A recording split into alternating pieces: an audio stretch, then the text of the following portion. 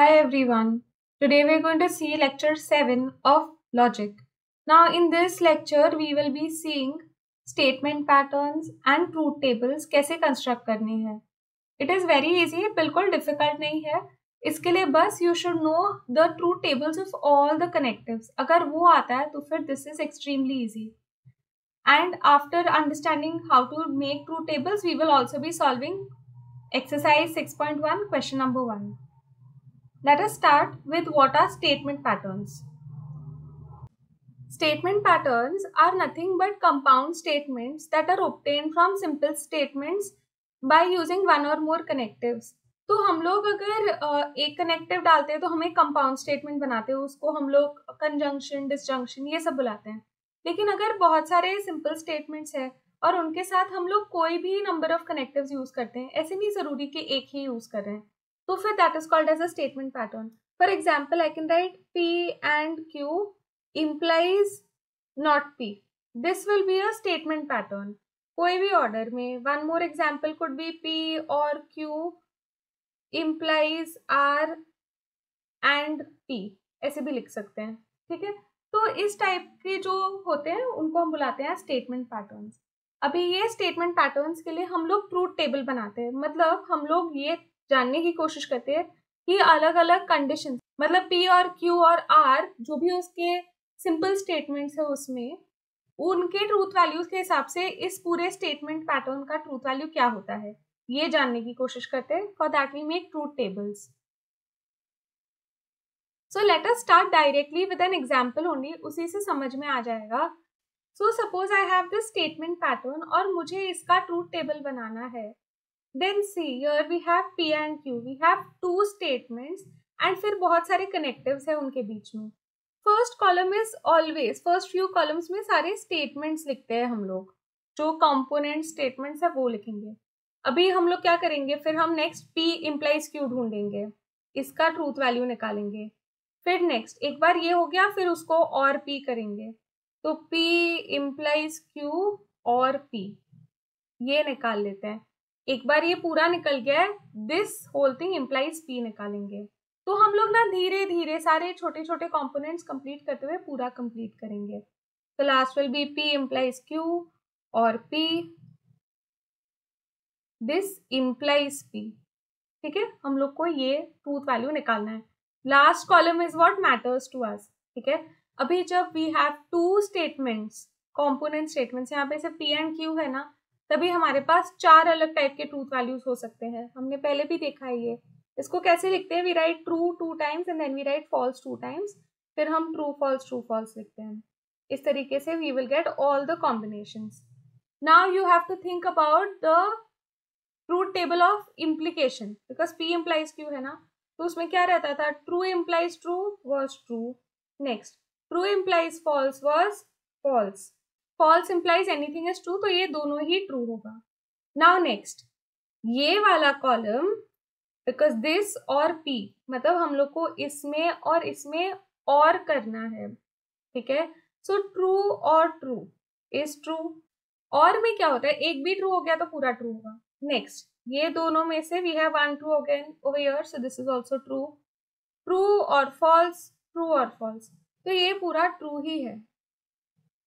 ठीक है, अभी next this column implies P करना है, मतलब अभी we have to combine this and this implies P, तो true implies true is true.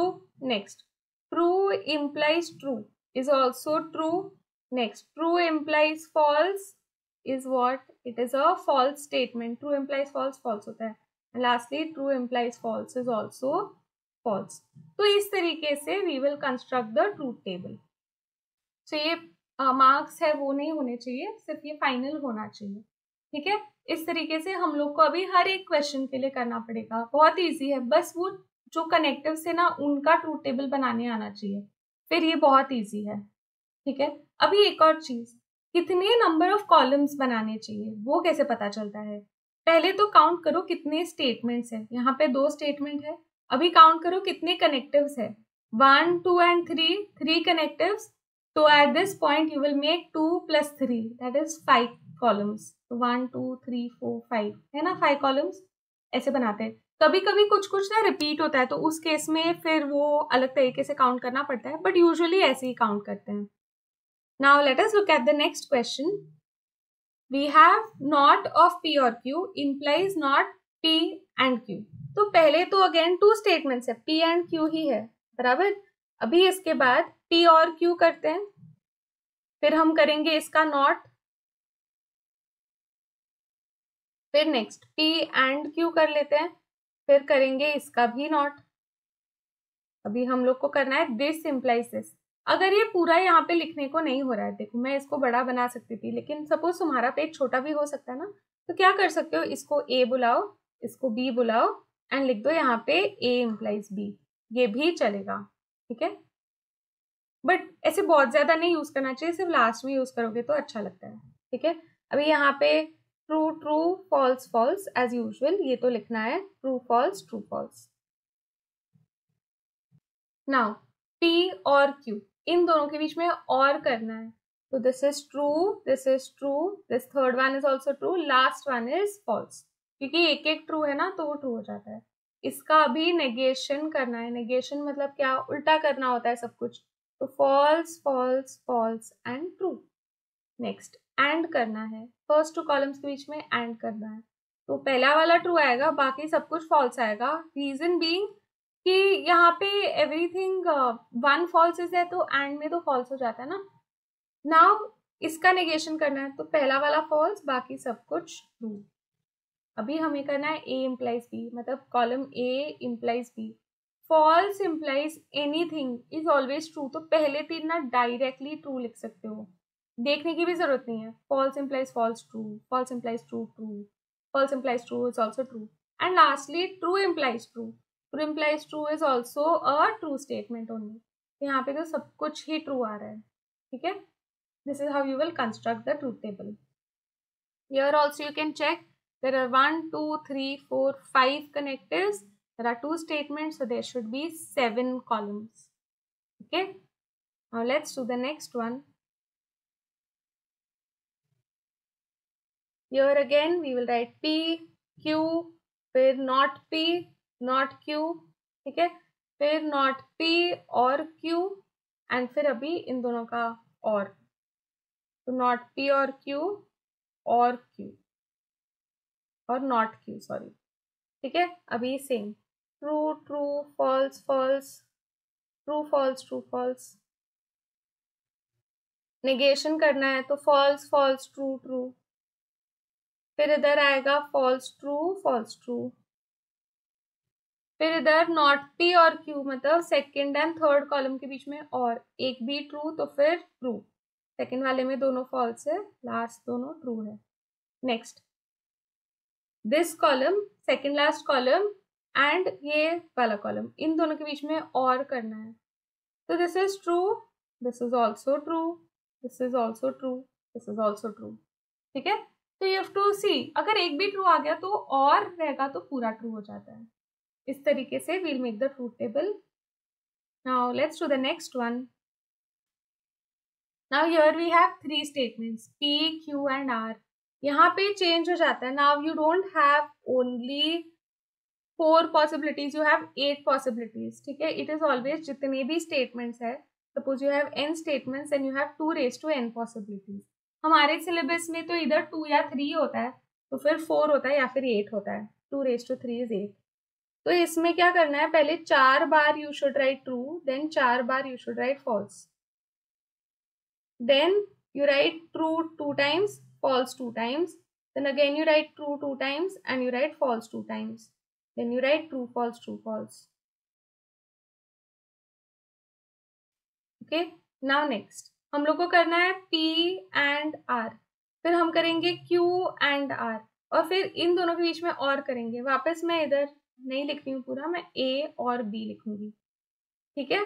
चलो अभी P एंड R, मतलब फर्स्ट एंड थर्ड कॉलम के बीच में एंड, एक भी फॉल्स आया तो पूरा फॉल्स, पहले वाले में दोनों ट्रू है, एक फॉल्स आया फॉल्स, दोनों ट्रू है ट्रू, फिर फॉल्स, उसके बाद तो इधर सारे फॉल्स है, तो ये पूरा फॉल्स ही होने वाला है, ठीक है। ऐसे क्विकली कर सकते हैं, एक एक देखने बैठते कभी कभी ज्यादा टाइम लगता है। क्यू एंड आर में सेकेंड एंड थर्ड कॉलम में एंड है ना वापस, तो पहले ही ना लिख दो जहां पे भी फॉल्स है ना, क्यू में फॉल्स है ना इन 4 जगहों पे, तो मैंने पहले ही लिख दिया वो। अभी देखो ट्रू एंड ट्रू, तो ये ट्रू है, ट्रू एंड फॉल्स ये तो फॉल्स, ट्रू एंड ट्रू इधर ये ट्रू होगा, ट्रू एंड फॉल्स इधर ये फॉल्स होगा। अब नेक्स्ट हमें इनके बीच में और करना है, और में एक भी ट्रू हुआ तो ट्रू, तो ये ट्रू, ये फॉल्स, ये ट्रू, ये भी false, this is true, and then the last 3 are all false because there's nothing true now over there. So then this will be the truth table.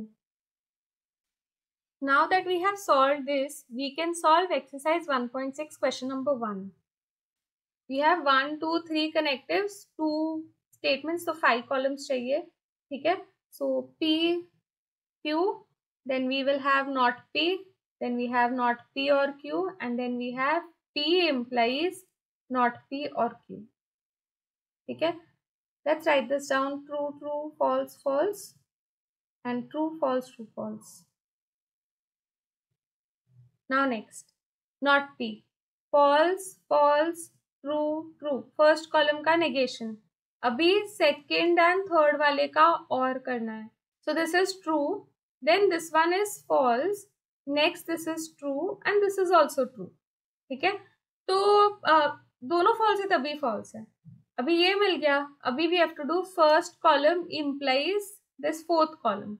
So true implies true is true. True implies false is false. False implies anything is true only. So this is what is the answer. ठीक है? Now next question. Now see here, you have 1, 2, 3, 4, 5, 6 connectives and you have 2 statements. So you should have 8 columns, right? But if you observe, मैंने सिर्फ 7 ही columns बनाए. Reason being ये not P और not P तो 2 बार है ना, मतलब it's the same thing. तो इसलिए एक कम करना पड़ता है उधर. वो ना वैसे भी even if you don't do it like this, सिर्फ लिखते जाओगे तो फिर भी चलता है. I'm just giving you a way to cross check कि तुम लोग ने सब कुछ consider किया है कि नहीं. Then not P, not Q, फिर अभी करेंगे not P और Q, फिर करते हैं not P और not Q, and then इन दोनों के बीच में and. चलो अभी ये लिख देते हैं.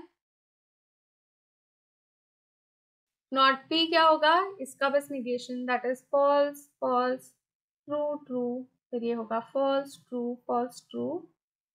अभी we have to do or between this and this. इसमें एक भी ट्रू होगा तो इट विल बी ट्रू. अभी नेक्स्ट और करना है in third and fourth column. True, false, true, true and true. अभी we have to do and. ये तो फॉल्स हो गया, ये भी फॉल्स है. सिर्फ व्हेन बोथ आर ट्रू तभी वो ट्रू होता है. So this last column represents the truth value of the statement pattern. हमेशा ना इसी ऑर्डर में लिखना चाहिए पी और क्यू को, क्योंकि जो एग्जामिनर्स होंगे वो लोग भी इसी पैटर्न में लिख रहे हैं, तो वो लोग डायरेक्टली ना लास्ट कॉलम देख के चेक कर लेते हैं. अगर इंटरचेंज करोगे तो इधर उधर हो गया, अगर उसे ध्यान से नहीं देखा और रॉन्ग दे दिया तो प्रॉब्लम हो जाएगा. इसलिए always right it in this order only. Writing in an other order is not wrong, but it is not good from the point of view of the exam. ठीक है? Next question, here we have P, Q and R. So let me write down P, Q, R, then not Q होगा. फिर I will do P and R, then I will do P or not Q, and फिर I will do A implies B. Now I'll fill in the first 3 columns.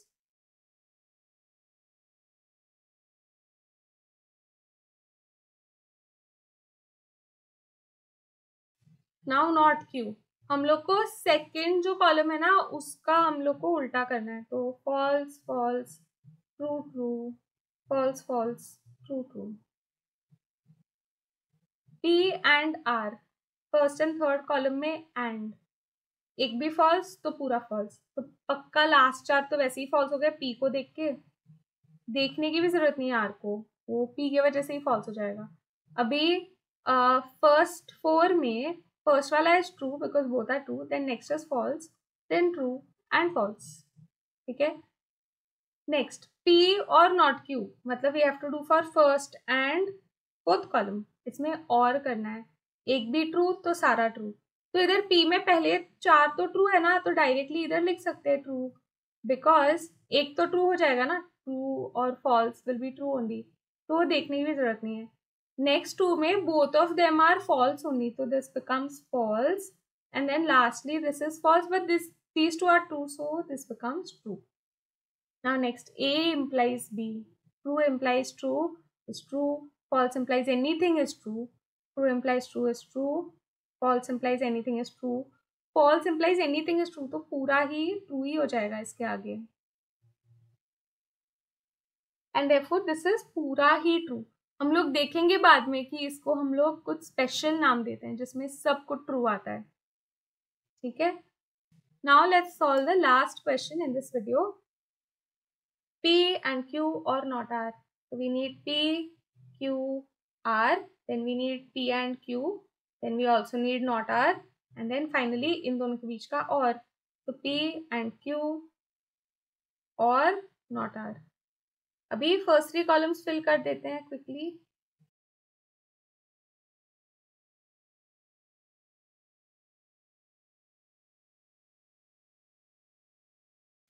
Now P and Q. First 2 columns में and करना है.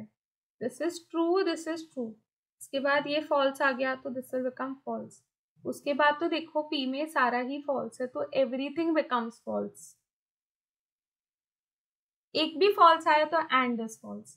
Not R में इसका उल्टा करना है तो false true ऐसे करके भर देंगे. अभी इन दोनों के बीच में और करना है. Even if one is true, then it will be true. True. अभी इधर तो false. फिर इधर true, false, true, because P and Q में तो सब कुछ false है ना, तो it depends more on the value of not R. So this will be the truth value for this statement. So with this, we have completed exercise 1.6, question number 1.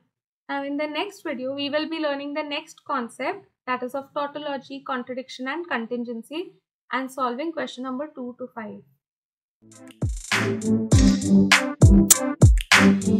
5.